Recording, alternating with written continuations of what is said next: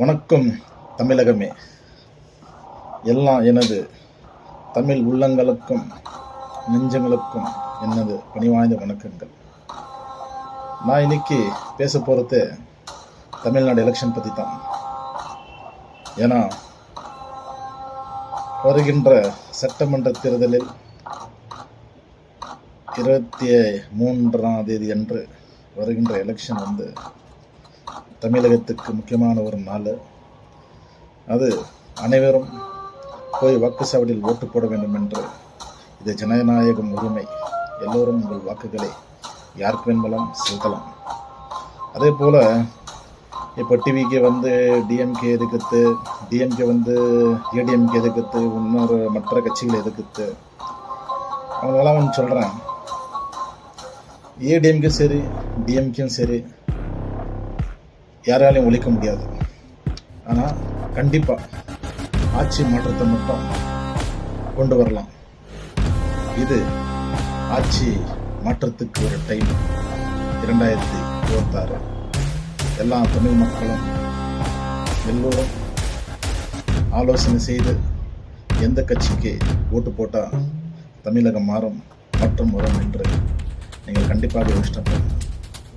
அப்புறம் டிவிக்கே பற்றி நான் ஒன்று சொன்னேன். நான் ரஜினி ரசிகர்.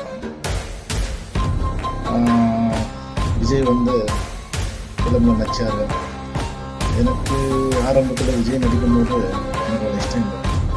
இப்போ போக போக நானும் விஜய் ஃபிலிமெல்லாம் பார்த்துட்டு விருப்பப்படுறேன். விஜய் ஃபிலிம் பார்த்துக்குறேன், எல்லாமே நல்லாயிருக்கும்.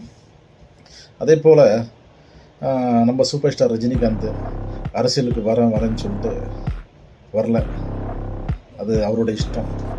ஜனநாயகத்தில் நம்மளுக்கெல்லாம் ஓட்டு போட எப்படி உரிமைக்குதோ அதே போல் ஒரு தலைவராக நிற்கிறதுக்கும் தேர்தலில் போட்டிடுறதுக்கும் அவங்களுக்கு ஒரு விருப்பம் இருக்கும்.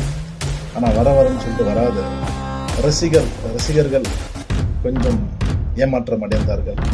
அதில் நானும் ஒரு ஏமாற்றம் அடைந்து ஒரு நல்ல தலைவர் தமிழ்நாட்டுக்கு கிடைக்கிறார்.